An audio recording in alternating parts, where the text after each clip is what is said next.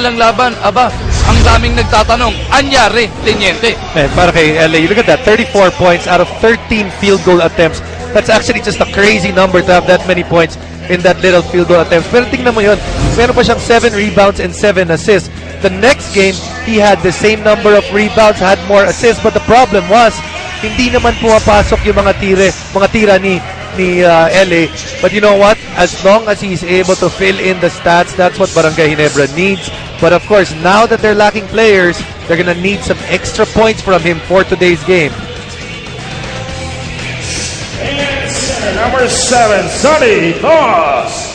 Head coach for the Alaska Aces is Luigi Trillo. Our referees to the ball game are Sherry Pineda, Edward Aquino, and Big Oliva. With no killing Alaska kontra Ginebra, and here are the starters for this particular game.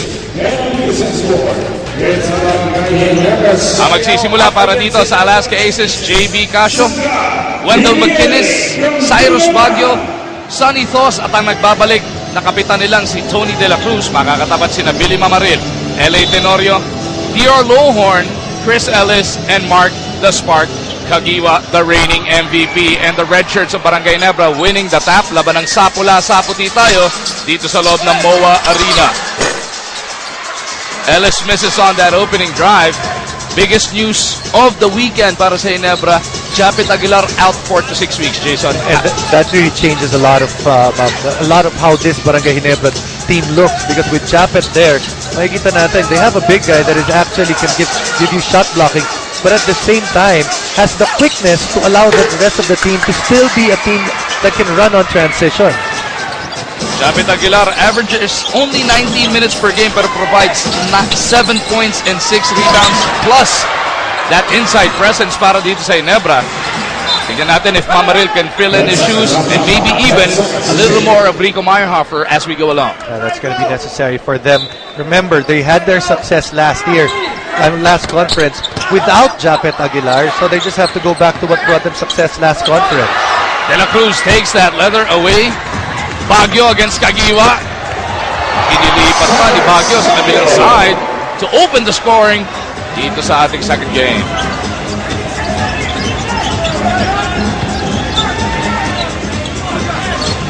Mamaril kontra McInnes. Malayo pa sa ring, iabot muna kay Kagiwa ang bola. Back over to Billy Moms. Ellis, momentarily open. Hesitates, gets it to Lohorn, and that jumper's good. Dior Lohorn, he's a guy, when you look at his numbers, sabi mo, okay naman not bad. But you still want to get something out of it. Does not give you any assists, does not give you any steals. Shot blocking is average at best. Baguio tied up by Ellis at the post. 2 free throws para dito kay Skyros. How about that tweet that we just showed you guys over at the Sports 5 Center? How do you think in tweet ni Mark Kagiwa from yesterday? We were reading it while we were watching itong San Mig versus Petron. How does that affect Coach Ato Agustin and the rest of the battle plan for Ginebra? We don't know actually who, those are Mark's personal opinions on the matter. Pero hindi naman natin alam kung nagkaroon sila ng pagkakataon para mag-usap ang mga teammates or even the coaching staff. Mark's been there. I mean, he's been under many coaches with Barangay Ginebra, and he's been in winning as well as losing teams. So, he basically knows this team inside out. Mamaril misses on the follow. De La Cruz gets it out to Casio. Tony De La Cruz back after battling the blue. Lohorn sa kabilang dulo gets the layup. Many times in this conference, this is going to be the 4th game of Dior Lohorn. Many times we have seen him actually do very well in the first quarter. McInnes blocked by Billy Mamaril. Billy Mams holding his own kontra dun sa force of nature underneath. McInnes na naman, susukatin si Lohorn this time. Picks up the personal on Dior. I gotta give it to McInnes because pagkatapos yung malaglag, went straight to the play that they ran, and then again a missed assignment on the part of Barangay Ginebra on that back screen.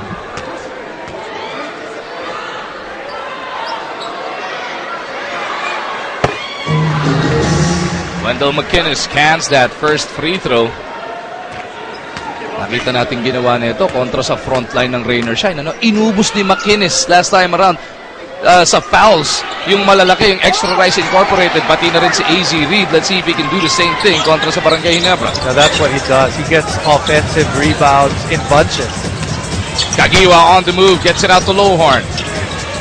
Tenorio surveys, Lowhorn slides. Tenorio gets it over to Ellis. Here comes a long two.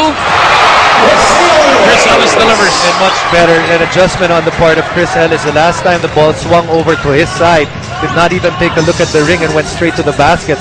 Ito binasa na yung depensa. Malayo yung depensa. Took the shot from the outside. Toss. Waiting for that movement from his aces. Hinahanap sana niya si McInnes dun sa ilalim.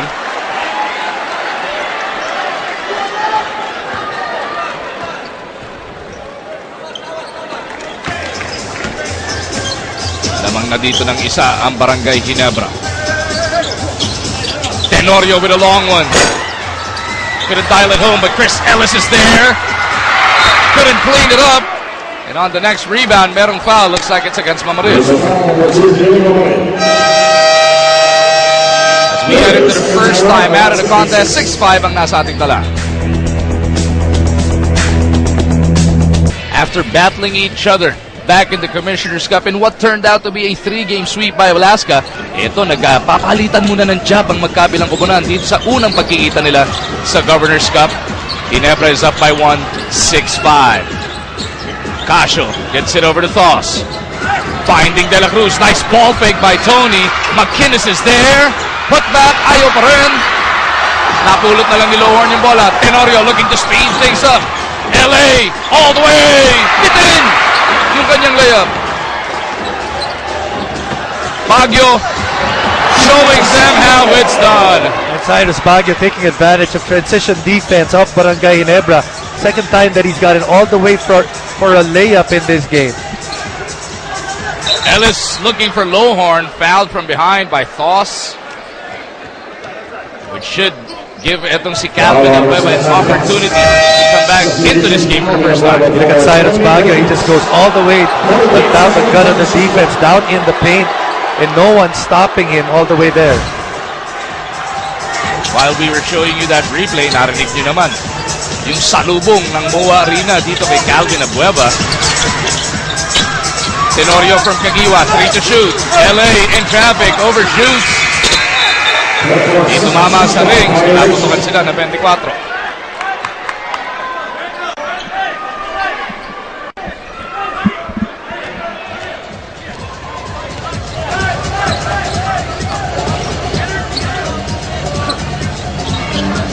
Abueva kontra Ellis.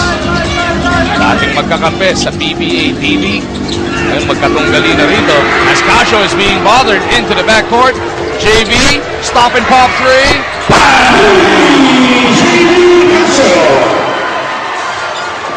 JV Casio, when he realized that LA went down, the thing is, walang nag-rotate para sa Barangay Ginebra, and JV Casio, you cannot leave this guy open. Mamaril over to the corner. Kagiwa puts his head down. Buto tayo nabot kay Abueva. McInnes gets it over to Baguio. Cyrus zigzagging his way into the front court. Gets it over to the Beast. Abueva recovers. Attacking Mamaril. Abueva with a finger roll. Early timeout earlier by Alaska, really turning things around. They seemed like they hadn't have anything going, wasn't having anything going earlier, but then the defense turned to offense, and all of a sudden they have a 6-point lead. Mag-o-espesyal ang araw na to para kay JV Casio because tonight he turns 27 years old. Ang wish niya, hindi lang para sa kanyang sarili, kundi para sa buong Gatas Republic. Sana nga daw manalo sila ngayong gabi. He doesn't have a party waiting for him tonight. Simpleng dinner lang daw kasamang pamilya. Masaya na siya. Mag-o and Jason? Thank you, Riza. Birthday boy pala to si JV Casio. Katulad na lang ng aking katabi na malapit na rin mag-27 ulit. Ikaw rin sa 27. Ikaw sa 26. Ikaw sa 25. Pero ilang taon ka na nun? Mas bata ako sa'yo. Mas una, ganun ba yun? Pero as Riza was reporting, we saw the first basket by Mark the Spark Kagiwa.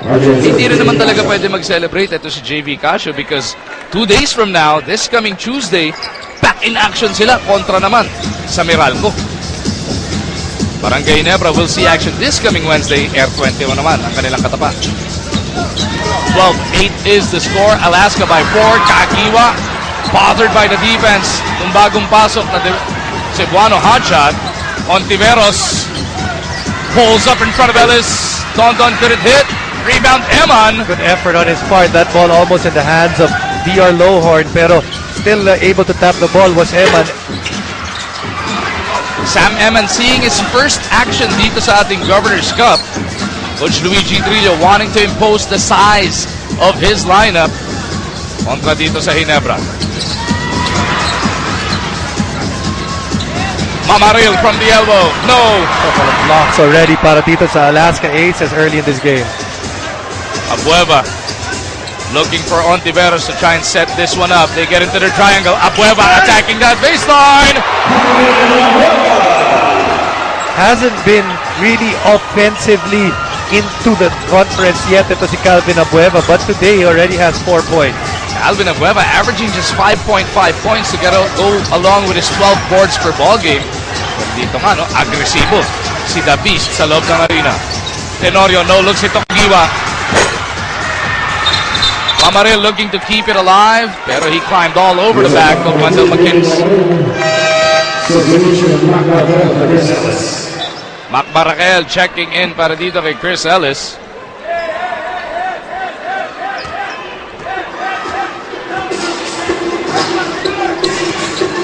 (14-8) ang nasa ating tala. Azul over to Ontiveros. McKinnis facing on kontra dito kay Lowhorn, using his quick spin. Sinalubong pa ni Tenorio. Natagaan siya ni Teniente.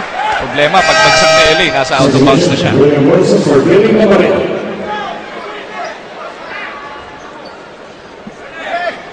Watch out, back pick for McKinnis again. This was the play that they actually got points from. This time Better around, defended by Ginebra. Lowhorn wising up, pero Dondon still makes him pay. Dinoble na naman ang Alaska ang production ng Ginebra. Alaska's always been a good defensive team, and they're playing good defense again here in the first quarter. They've limited Barangay Ginebra to only 8 points, but at the same time, they're getting theirs on the offensive end. Barangay lines it up. Malamig pa. Wilson looking to keep it alive. Taps it to the wrong man. RJ Azul over to Dondon Ontiveros. Dondon, long two. Wilson rebound. Tenorio nagmamadali sa kabilang dulo. Lowhorn puts it on the floor. Eman on him. They go over to Wilson. Barangay. Door shot on him by Abueva. Out to Wilson and he gets the 19th player. Needed points para sa Barangay Ginebra. Alaska, seemingly they've been looking like they're a team that has total control of this first quarter. Timeout muna para dito kay Coach Luigi Trillo with just under 4 minutes remaining in this opening quarter.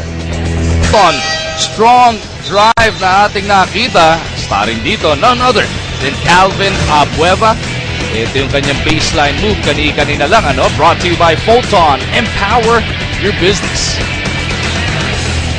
16-10 is the score. Alaska sitting on a 6-point lead. Pero si Coach Luigi may hindi nagustuhan sa kanilang mga formation. Kaya tumawag siya ng timeout na yon. Ontiveros gets it over to Azul. RJ misses from point blank. Barakel gets it across.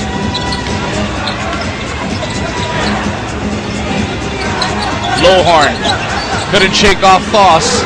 Pupunta sila kay Mac. Overcooks the 3. Ito na naman ang Alaska.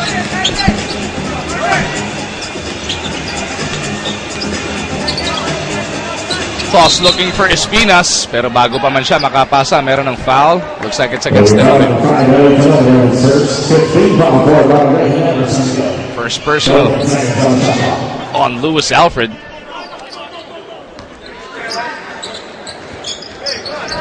Azul hindi maipagpag. Ito si Teniente. Abueva gets that leather right back. 9 seconds on the shot clock. They look to go up to Thos. Swatted away by Lowhorn. Kagiwa over to Tenorio. LA on the move. Nice crossover. Drops it off to Barakel. He's in trouble. Bailed out by a reach and foul mula dito kay Azul. Nanggigil si Azul. Nakita na niya na may problema dun si Barakel. Napalakas pa yung kanyang hataw. Oh! Lohorn cleans it up! Right on top of Abueva. You know, there's not been a lot of highlight plays para kay DR Lohorn. Finally gets one right here. And those are the points na hinahanap ng Barangay Ginebra. Remember, last conference, they had Vernon Macklin, which was one of those guys which is a walking highlight. Dito sa kabilang dulo, sa bakbakan sa pwestuhan. Nagkakagirian na kagad. Ito si Barangay at Abueva. Take another look at that monster putback mula dito kay Dior. Nag-ibig pa si Abueva doon sa kanyang ilalim. So you had to hang on to that rim.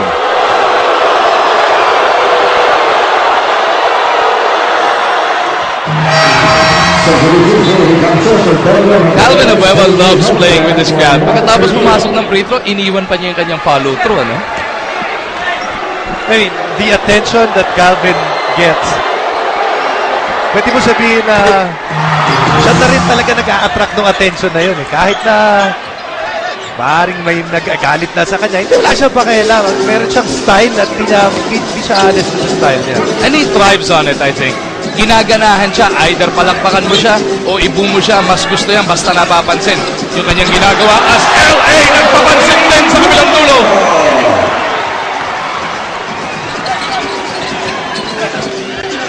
Azul lines it up. No, Abueva with a rebound. Abueva looking to put it right back up. Calvin ang lalim. Tough matchup for Mac Barakel. That's a number of times Abueva's gotten rebounds because Calvin is going to continuously attack the offensive board. Lohorn comes up with an air ball. Pero talking about that matchup, ano, baka may konting mali siya dahil tanda natin, ito si Barakel used to play with Alaska, and when they drafted Abueva, Alaska management and the coaching staff believed they could let go of Barakel to make space, to make more playing time para dito kay Abueva.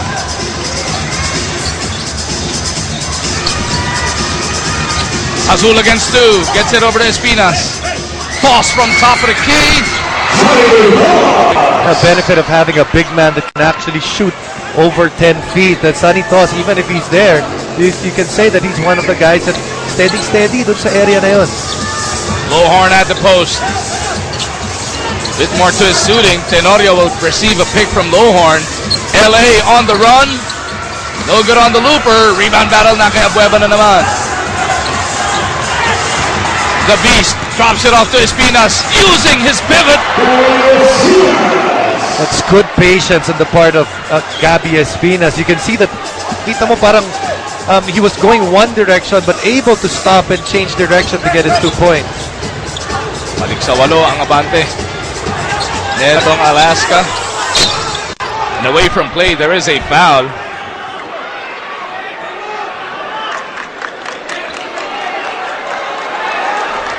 It's going to be an offensive foul. LA Tenorio whistles for the offensive foul. Kaya papalitan muna siya dito ni Joshua Pistondo. Tandaan natin, nung championship series na yun, nung nakarang Commissioner's Cup, nagkainitan din niyang si LA, pati si Abueva. It looks like Calvin's gonna go out bago pa may magalit sa kanya.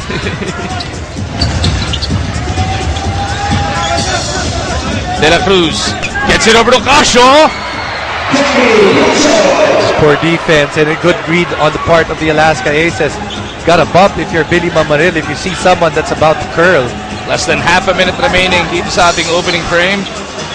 Urbistondo may tangan ng bola. Casio trying to check where the pick will come from. They get it over to Barakel. 7 to shoot. Pull-up jumper. No. Rebound battle. Inablot ni Espinas. Etong si Mamaril. 13 foul pa lang naman para dito sa Alaska. Pero this will give Ginebra a crack at the last attempt dito sa quarter number 1.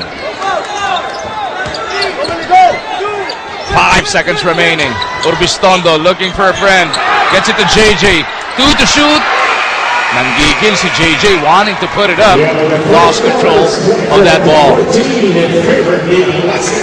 So matapos ang unang 12 minuto ng aksyon, it is the Alaska Aces with a double-digit spread, 24-14. The beast off the bench has provided the points. Si Lohor nagpakita na rin sa wakas ng highlight para dito sa Barangay Ginebra. Pero Cyrus Baguio really got Alaska going early on. Kaya dito sa labanan ng alas at hari, lamang ang alas ng 10 matapos ang unang yugto.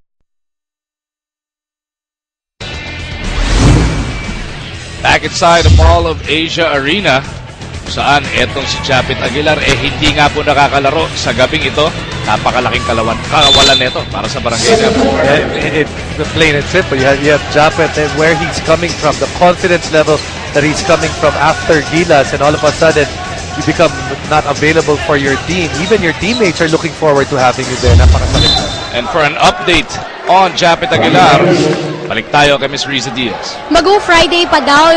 Next week, ang susunod na appointment ni Japet sa kanyang doktor kung saan sisimulan na din yung rehabilitation at therapy para nga sa kanyang tuhod. Ang sabi niya talaga nakakapanghinayang. But then again, it's also an open opportunity nga daw para sa ibang mga teammates na niya para makapagpakita rin ang kaya nilang gawin for their team. Mag-o? Thank you, Riza. Barangay deep position.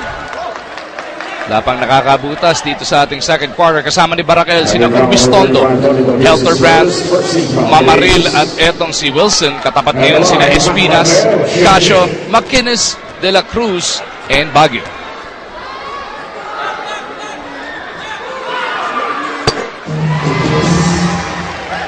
Barakel finally gets some points across his name. He was shooting blanks in quarter number 1.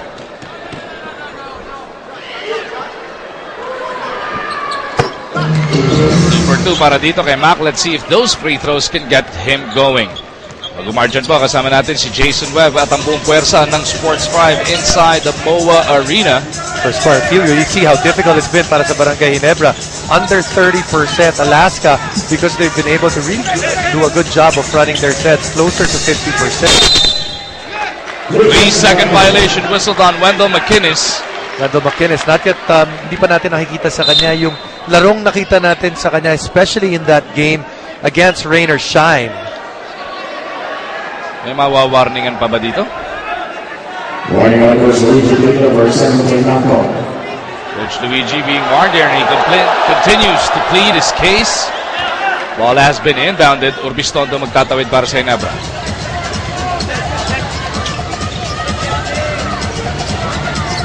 JJ gets that ball right back. They go over to Barakel. He wants to attack De La Cruz. Barakel with a jump hook. And there is a certain air of confidence with Mac against the Alaska Aces today. Nakita natin sa kanya, ang dami niya mga tira. He's really looking for his shot. Espinas kontra Wilson. Espinas. Papawi ng jump hook. Ito napagapang papasok. Well, that's when you feel that wala kang ang Japet Aguilar because not really a guy out there para din sa Barangay Ginebra that could be that weak side shot blocker. And bukod kay Japet Aguilar, isa pang wala para sa Barangay Ginebra, Kirby Raimundo, who continues to miss action here at the Governor's Cup dahil sa isang bone bruise. Baguio walks right into that layup. Walang humarang, Jason. And that's the third time. It's actually, it almost looks exactly the same as his first 2 layups which he had in the first quarter. Mamaril looking to set up at the post. They get it over to Barakel. Here's a 3 from JJ. He punches it through. Good read there because Cyrus Baguio went for that steal, leaving JJ Helterbrand. Helterbrand, one of those guys na kailangan ng Barangay Ginebra na makapuntos so that their bench can match up with the bench of the Alaska Aces. Before tonight, JJ has only been shooting 25% from deep. Espinas loses that leather.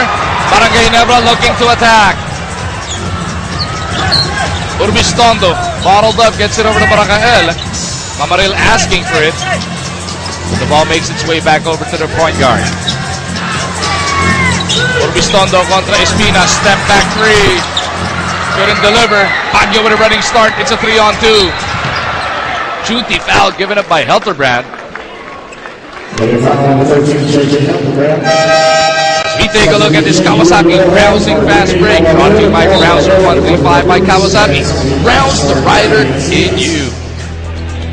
Dami nakapaligid, walang humarang rin kay Baguio sa pagkakataon na yun. Just getting a nice straight line to the basket. McInnes at the post. Wilson. Tutulungan ni Lowhorn. Nando doon si Toss. Ball remains with Alaska. Actually happened right in front of us. Should have been at Barangay Ginebra ball actually. Hindi kaya nakatulong yung fact na sinave kasi ni Urbiston. Usually, yun yung tinitingnan ng referee when they don't have a look at it. Turns out to be an important possession dahil nagkaroon ng 3-point shot si Cyrus Baguio. Balik sa 10 ang abante rito ng mga Alas. Less than 9 minutes remaining sa ating second quarter. Lowhorn battling for position against Toss. Ball goes over to Helperbrand. Barakael puts it on the floor. Hop, step, and a reverse. Niluwalang ng ring. McInnes will lead the break. Gets it to JV. He sees a beeline to the basket.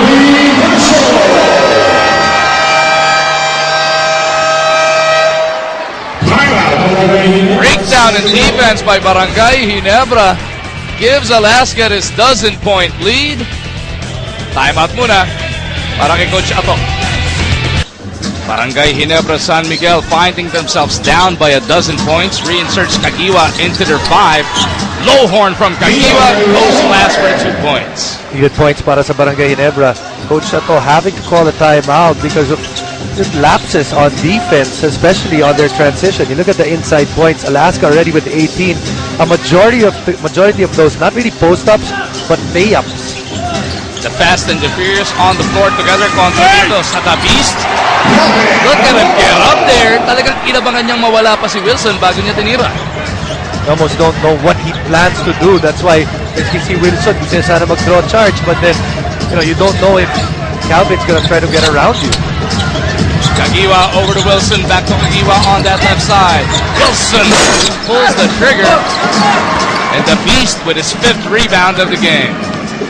You mentioned that offensively, not really there yet in terms of points. Pero yung rebounds ni Calvin, nandyan na since the start of this conference. Baguio to McInnes. Puts it up and out. Caguioa will get it across para dito sa mga nakapula. Barakael lines up a 3. Bang! Just a good setup on the part of Mark Caguioa to get Mac Barakael that open look. Has not shot well from 3-point range yet this conference is Barakael. But when you're open, ang laki ng itataas ng percentage. Rasho looking for McInnes. Fouled from behind by Wilson.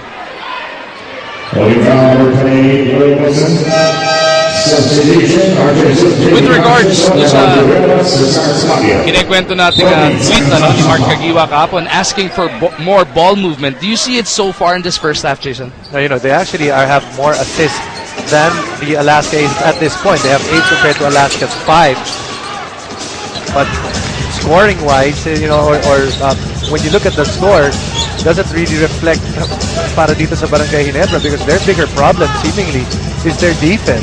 Caguioa to Wilson in the lane. Sinausaw pa. Nailang pa rin kay McInnes. McInnes on the breakout. McInnes against 3. Gusto yata buhatin lahat ng kabarangay dito sa loob na arena. Looked like JJ was actually trying to give up a foul. Yun ang sinasabi ni team manager Al Francis Chua. Second, 13 off from Ginebra. 2 free throws.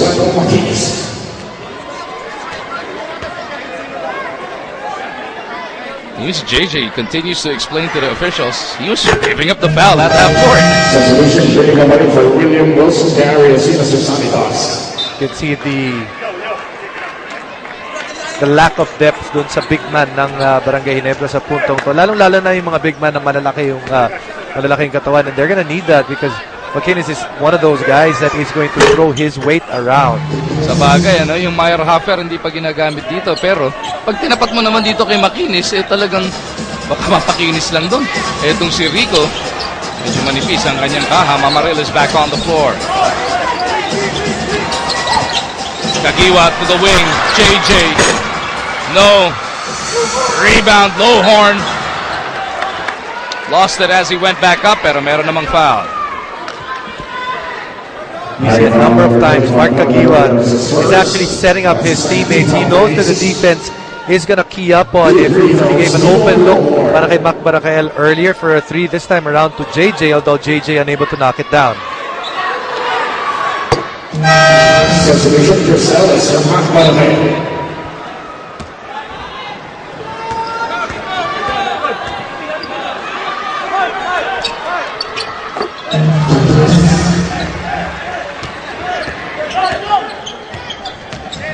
Anim na minuto na titira dito sa ating second quarter. Azul is back on the floor. Sama sina Espinas, Abueva, McInnes, and Ontiveros. Abueva shovels it over to Espinas. That's a well run on the part of the Alaska Aces. And we're talking about sharing the basketball. Yun yung susubaking pa ni Coach Luigi Crilla from his boys. And just excellent ball movement for that dunk. Pero away from play, ito si Espinas. Pinura sa Mamaril. Take another look at it, Jason. Calvin Abueva actually went from the opposite side to get there and then able to set up his teammates. And he lets the crowd know about it. Ellis pulls up. Those are the situations na hindi na talaga umikot yung bola, no? 39-28, it is the Alaska Aces by 11 points. Mahigit namang minuto na lang natitira sa ating first half. Abueva na naman, this time he's tied up, and he turns it over in favor of Ginebra. Bit of a zone defense there being employed by the Barangay Ginebra Chin Kings earlier. Alaska able to dissect that zone because they were moving the ball well and they were swinging the ball from side to side. This time, pinilit nila yung action dun sa isang side. The zone of Ginebra able to stand tall. Helterbrand over to Lowhorn. Kagiwa on the move, back over to Helterbrand. They go to Ellis at the baseline, and Ellis comes up with a flip shot.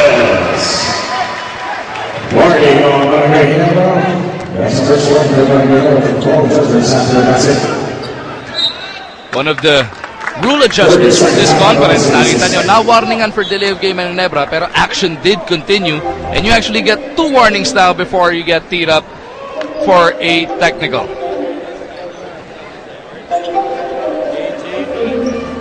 It's 39-30. Alaska abante ng siyam as we thank our radio partners 90.7 Love Radio, 101.1 Yes FM, 96.3 Easy Rock at ang ating mga kapatid over at DZSR 918 Sports Radio, Eric Reyes, Nico Ramos with the call of tonight's action. 30-second timeout requested here.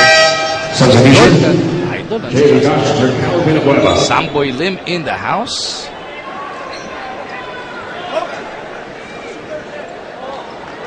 So just when it looked like Alaska was going to take total control of this game in front of the thousands in attendance, Barangay Ginebra has kept in step with them at least. May pagkakataong pambawasan itong siyang napuntos na kanilang inahabol. And they dodged a huge bullet there. Ellis to Helterbrand. Punches it through! Sometimes you have to be lucky as well. You had JB Casio wide open, could not knock it down.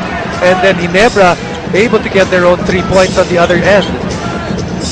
Casio against Ellis. Mamimigay ng pick ito si Espinas. Naunahan ni Lowhorn sa bola. Ellis over to Kagiwa on the run. The spark on the move. Puts it up low. Lowhorn is there. Put back. No good, pero he will troop to the line for 2 shots. And he fouls number 75. Inside and fourth being fouled for the Alaska Aces.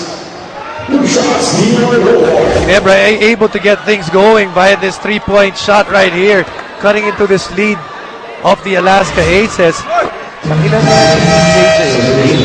Second 3-pointer for JJ Helterbrand, both of them coming here in the second quarter.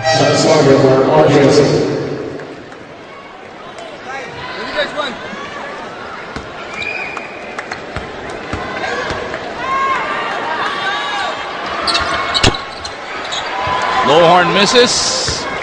Pero 5 na lang ang hinahabol dito ng Ginebra.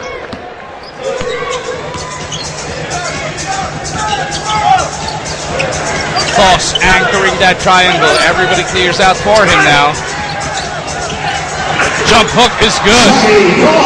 Too much time, too much space para dito kay Sonny Toss. Now ito si JB Casio, ni ayaw ng pagtanggapin ng bola si JJ Helterbrand. Lowhorn gets it over to the left. Kagiwa tumanggap. Now JJ gets his hands on it. Ginebra moving it around. Ellis lines it up. Punches it through. Good ball movement para sa Barangay Ginebra. Ito ata yung kinalabasan ng tweet ni Mark Kagiwa. You can see that ball. No one dribbled. Tapos wala pang 2 segundo sa bawat isa yung bola. Umiikot kagad. Toss rattles this one home. Sa mga nagtatanong po, ano ba yung tinweet ni Mark Kagiwa? Hanapin niyo po, official MC47. Hindi natin pwede ulitin yung buong tweet eh. Bakit? Ano ba nakasulat? Merong profane language. Ellis lines it up again. Not that time around. Kanina ipinakita natin at the Sports 5 Center as Baguio misses this one.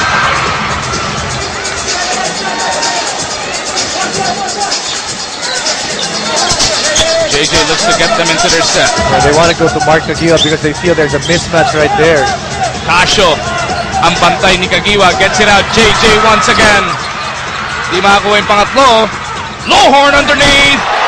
Puts it right through. You can only ask for your players to make the right decision. Para sa Barangay Ginebra, it was the right decision. Mark had the mismatch. Then nakita niya may tumutulong, got an open look, and eventually his team rewarded because of all that helping na nangyayari. Nalibre si Lowhorn sa ilalim. Time out muna, ni-request dito ng Alaska Aces.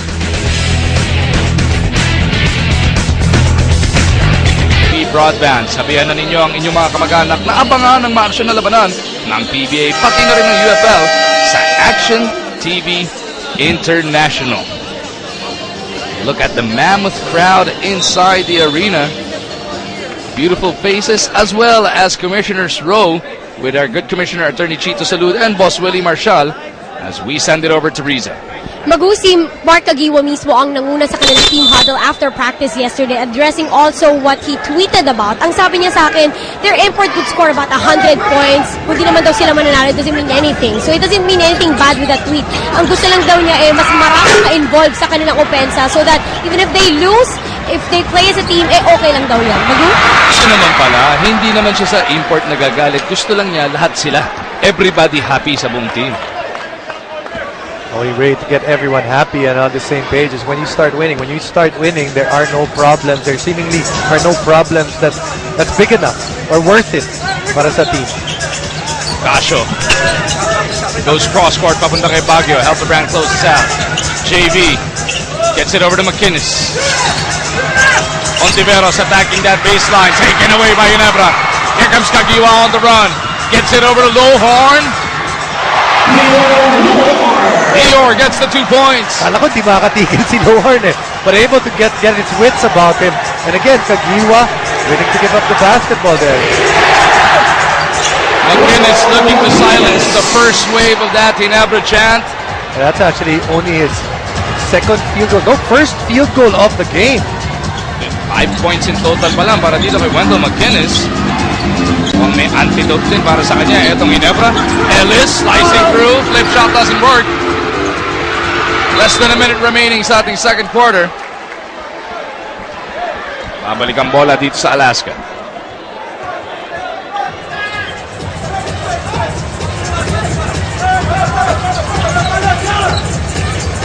Casio rifles it in. They were lucky when he missed the first one kung saan libre-libre siya. But you know, you can't be twice lucky. Sobra swerte po na kung dalawang mintis na libre si JB at pag-limitate siya 2 beses. 10 puntos na para sa birthday boy na si JB Casio. Ellis ang tatanggap galing kay Mamaril. They get it over to Lowhorn. Kanina airball yung tres. This time around, ring lang ang tinamaan. Mamaril and Ontiveros having a conversation in the backcourt. They put it up. McInnes takes it in. Again, it's that transition defense. No, hindi natin nakita na 5 ang bumaba para sa Barangay Ginebra. And because not all of them went down, McInnes, libre-libre sa ilalim. 50-40. It is Alaska by 10 once again as we take a look at that last JV Casio triple. Talagang Alaska just looking for the open men on the floor this time around. Casio returning the favor. Pabalik naman kay McInnes. So Barangay Ginebra will have 5.4 seconds to try and come up with a basket here. Try and salvage momentum as we head into the dugout. Kami ni Jason magbe-break pa ng dalian, pero nandiyan pa rin naman ang Sports 5 Center to keep everybody happy. Miko Lili and Coach Frankie Lim will be there to take care of all of us. Ellis, kailangan magmadali. Ontiveros ang sasalubong. Foul to give para dito sa Alaska. That leaves 2.5 on the clock.